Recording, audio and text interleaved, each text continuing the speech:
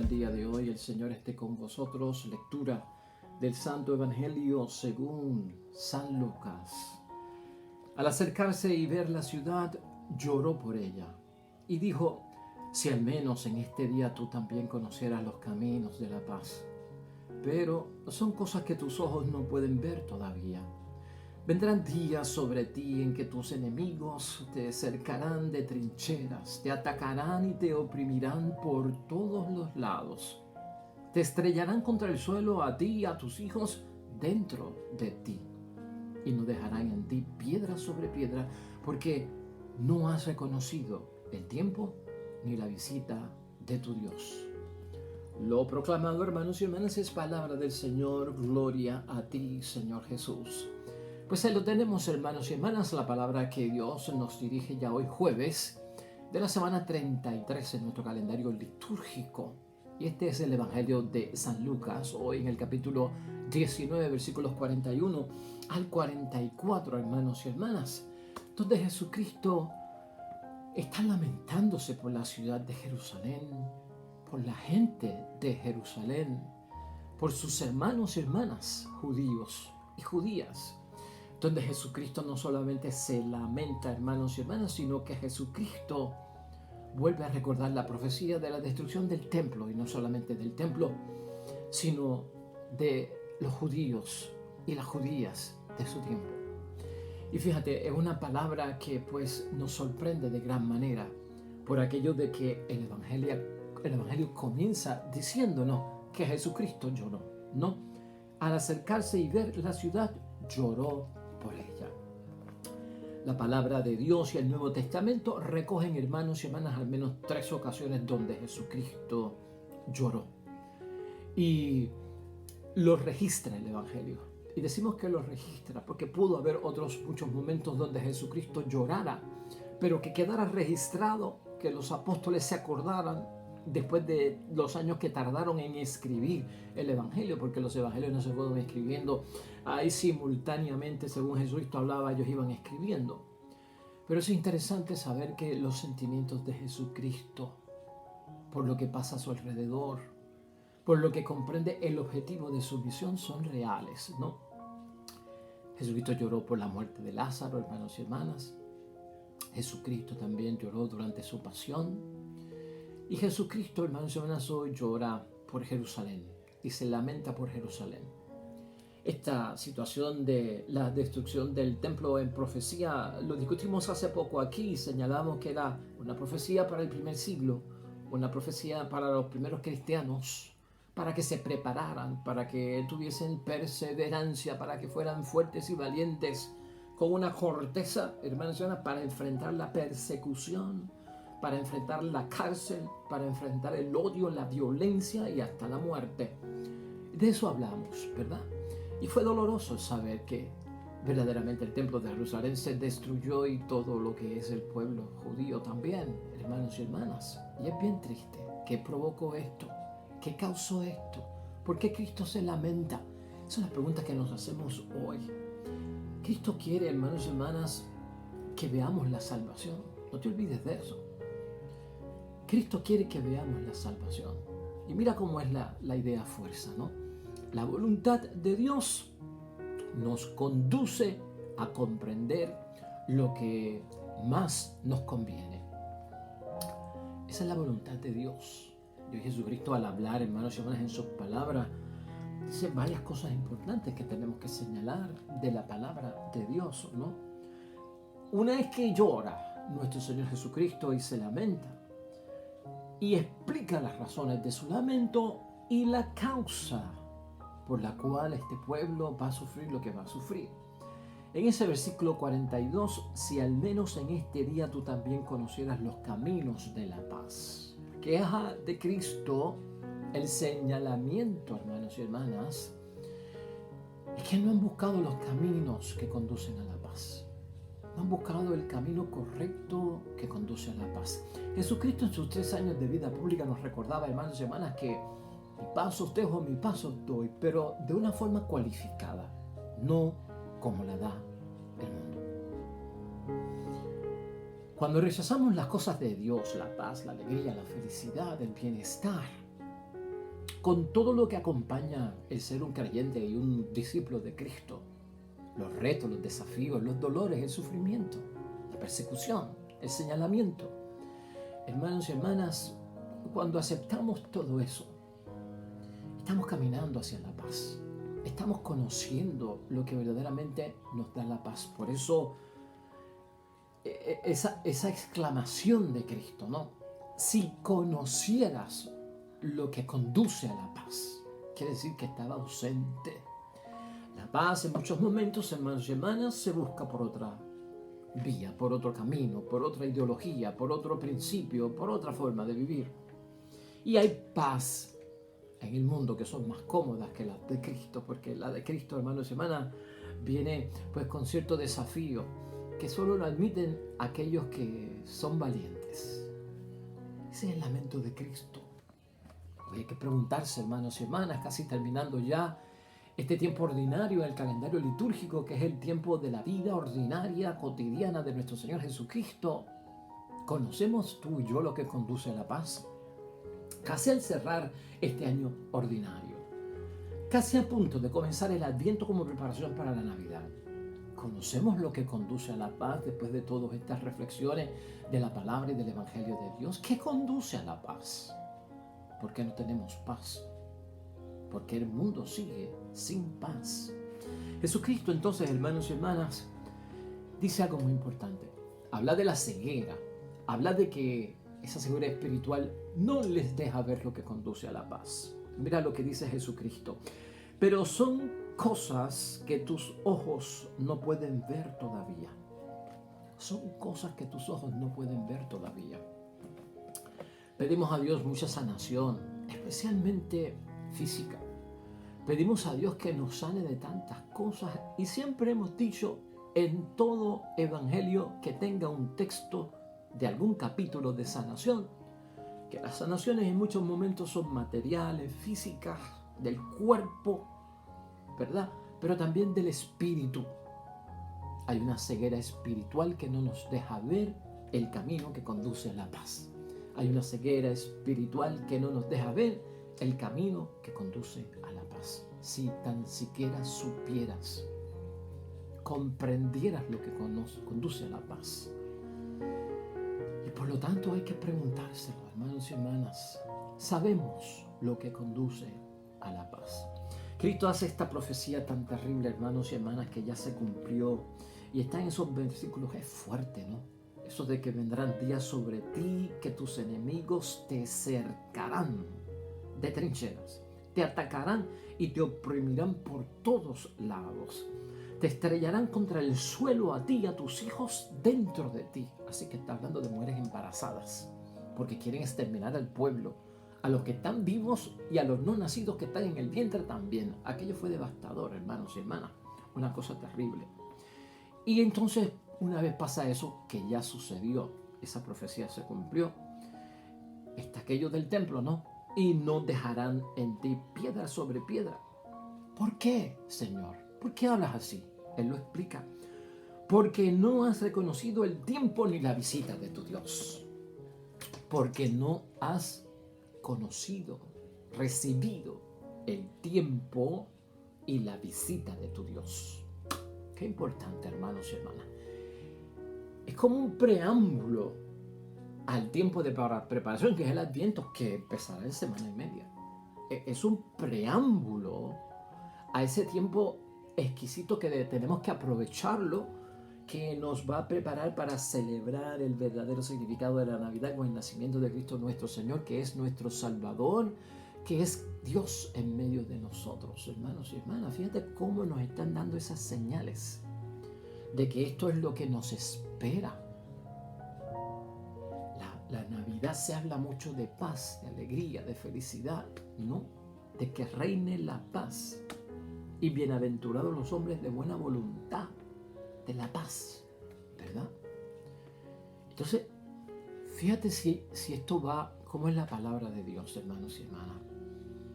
Es como si nos dijeran ustedes, los que están a punto de comenzar las fiestas navideñas, que celebran el nacimiento de nuestro Salvador, Dios con nosotros.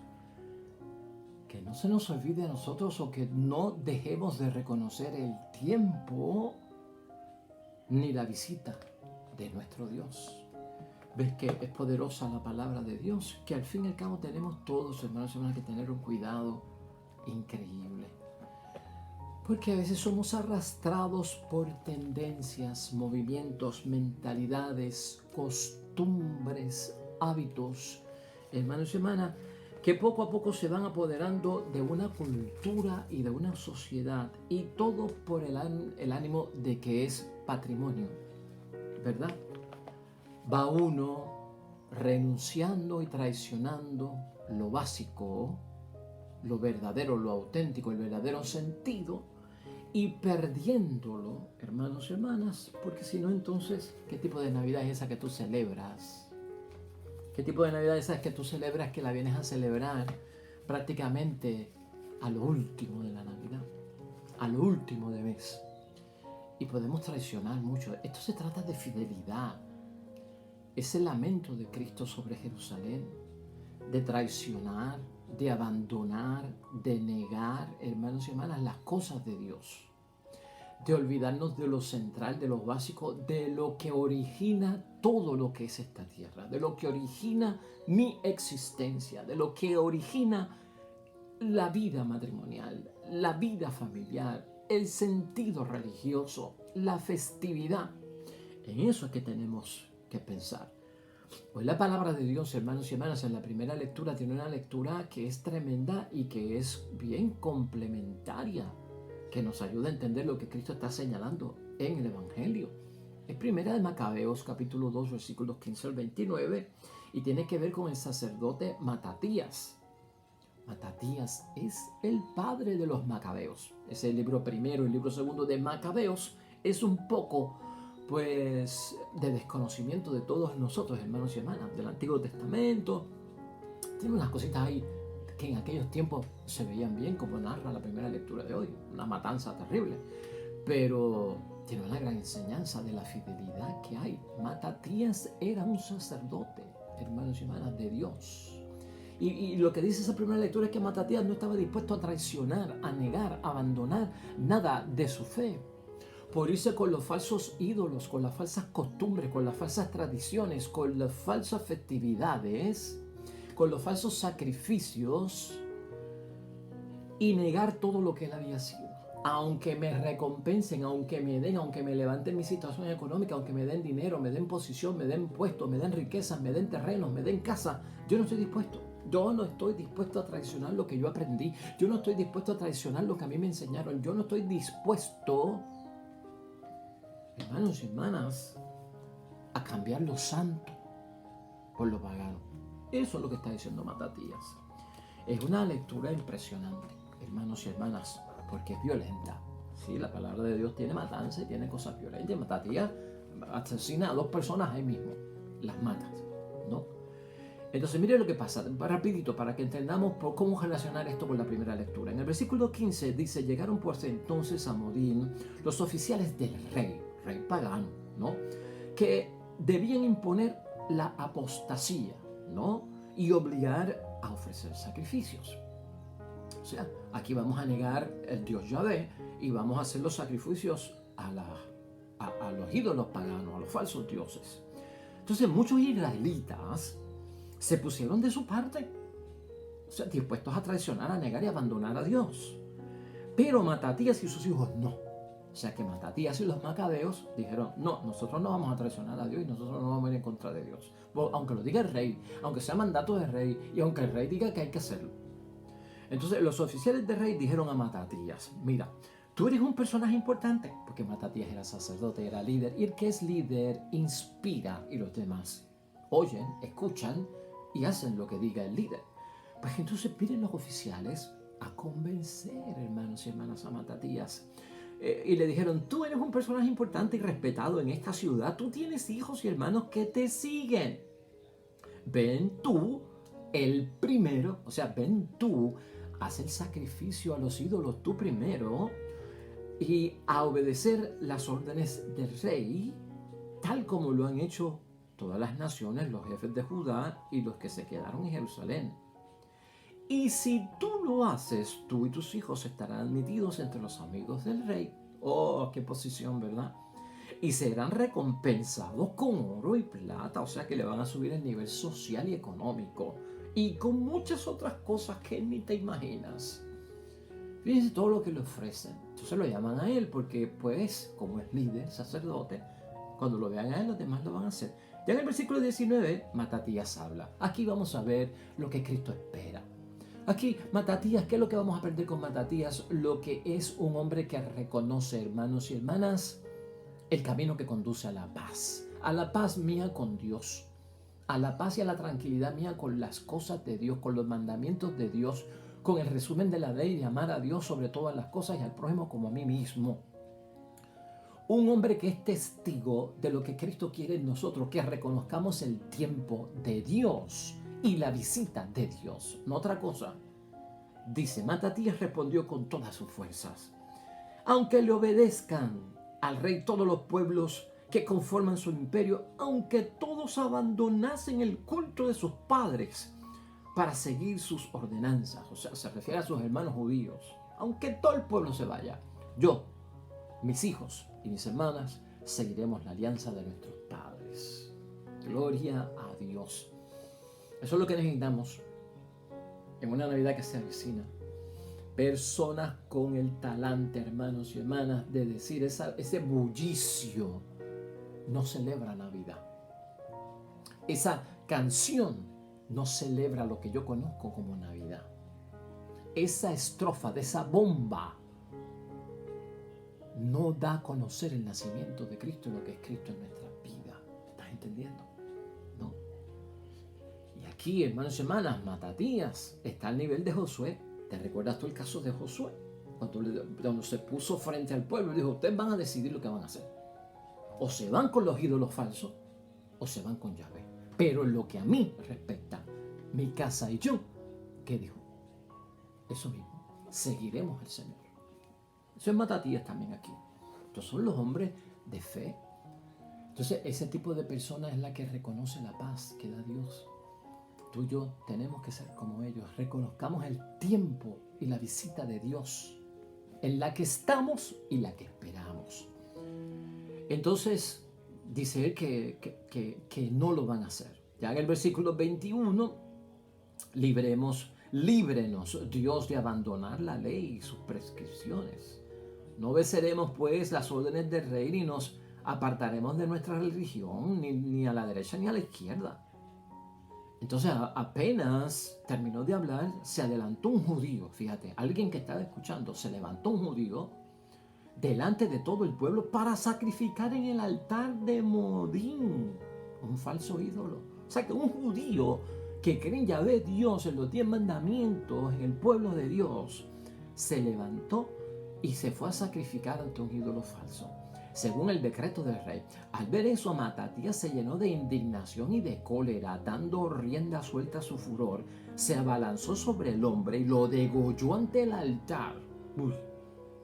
Y luego mató al oficial del rey que obligaba a sacrificar y derribó el altar. Violencia santa, ¿será eso, verdad? Ya te dije que es fuerte, el Antiguo Testamento es fuerte. Esas cosas eran como que válidas en aquel tiempo. Hoy no se puede hacer eso. Su celo por la ley fue igual que el de Pinjas cuando hirió de muerte a Zimri, hijo de Salú. Y finalmente ya los tres últimos versículos, es algo bastante importante. Entonces luego Matatías salió gritando por medio de la ciudad: los que quieran defender la ley y continuar con la alianza, que me sigan. Huyó a los cerros junto con sus hijos, dejando en la ciudad todo lo que tenía. Entonces muchas personas que respetaban la justicia y los derechos de la ley se fueron a instalar en el desierto. Gloria a Dios. O sea que no se quedaron en aquel pueblo, en aquella ciudad, para obedecer la ridícula ley del rey que pedía que todo súbdito o país dominado adorara a los falsos ídolos y les rindiera tributo a través del sacrificio pagano. Pues claro está, fíjate por qué está esa lectura de la primera carta de Macabeos ahí, hermanos y hermanas. Esa frase importante que ya dijimos nos recuerda a Josué. Oiga, importante para nosotros hoy en la reflexión: viviremos, Señor, a la altura de las normas de nuestros padres, a la altura de la alianza, del pacto, del compromiso, ¿no?, que yo he hecho con mi Dios. Estaremos nosotros en esa disposición. Eso es lo que tenemos que ver hoy. Y yo espero que entienda lo que estoy. Yo no me estoy adelantando a los sermones de Navidad ni a los sermones de Adviento. Es que así es que está terminando el tiempo ordinario. Porque el tiempo ordinario al final nos quiere ubicar dentro del pensamiento correcto y la mentalidad que tenemos que tener. Hay una estampa que con esto termino y es como una dinámica. Vamos a terminar con una dinámica hoy. Aunque antes de eso, déjame decirte que el Salmo 49 que tenemos hoy también es un salmo que nos recuerda, ese salmo se resume en esto, ¿no? Al que sigue el buen camino le haré ver la salvación de Dios. Ese conocer el camino que conduce a la paz se lleva a cabo, pues, hermanos y hermanas, siguiendo el buen camino. Porque ahí es que se nos hace ver la salvación que nos espera.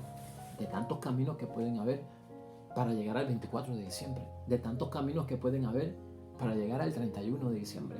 De tantos caminos que pueden haber para llegar Epifanía de nuestro Señor Jesucristo. Ponlo así. Pero quiero terminar con esto.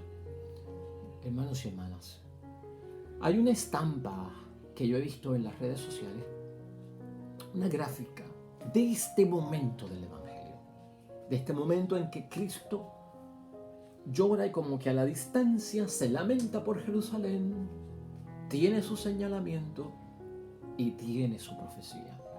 Entonces yo lo que voy a hacer es que la voy a poner con un poquito de música de fondo, unos segundos nada más, y voy a pasar el Evangelio para que tú puedas vivir ese momento como lo vivió Cristo.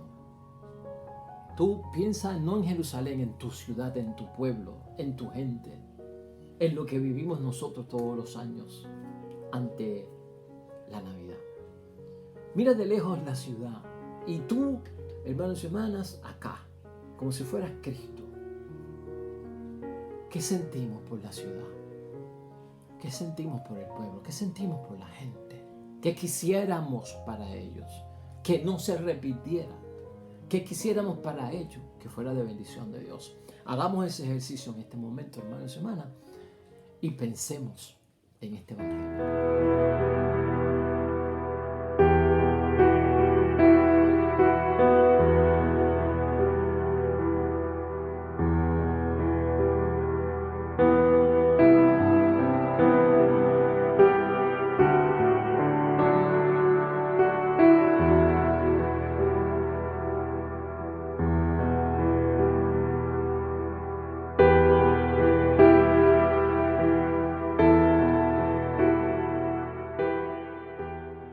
Qué interesante, ¿verdad, hermanos y hermanas?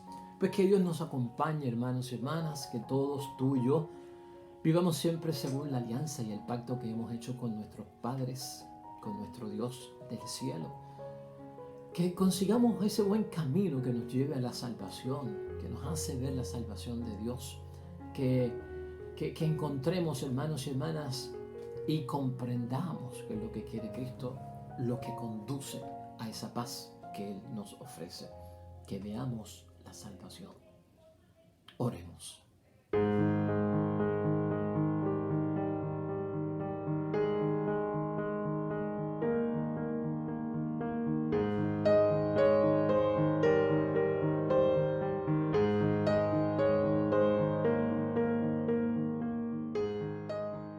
Amén y amén. Hermanos y hermanas, el Señor esté con vosotros. La bendición de Dios Todopoderoso, Padre, Hijo y Espíritu Santo descienda sobre ustedes y permanezca para siempre. Nosotros regresamos mañana con un nuevo evangelio y una nueva predicación de la palabra de Dios. Todo cuanto hagas hoy junto a los tuyos para la gloria y la honra de nuestro único Dios. Hermano y hermana, te va a ir bien bonito. Que te vaya bonito. Pero sobre todo, hermano y hermana, serás bendecido mucho. Bendecida también. Te espero mañana con el favor de Dios. Hasta luego.